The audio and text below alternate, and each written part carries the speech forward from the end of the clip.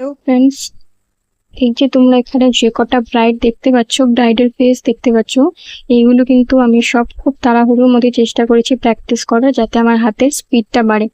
But হাতের speed বাড়াতে গিয়ে একটা জিনিস নোটিস করেছি যে ব্রাইডের ফেস কিন্তু কখনোই তোমার পারফেক্ট শেপে আসবে না।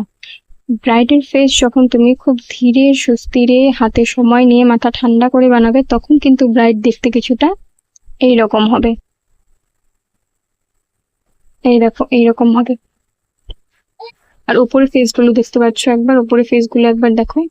একটা ফেসের মধ্যেও কোনো এক্সপ্রেশন বোঝা যাচ্ছে না, চোখ একটা উঁচু নিচু, ফেসটা বাঁকা। আর যখন তুমি হাতে সময় নিয়ে ব্রাইড করবে বা যে কোনো ডিজাইন করবে মেহেন্দি, তার রেজাল্ট কিন্তু এইরকম আসবে,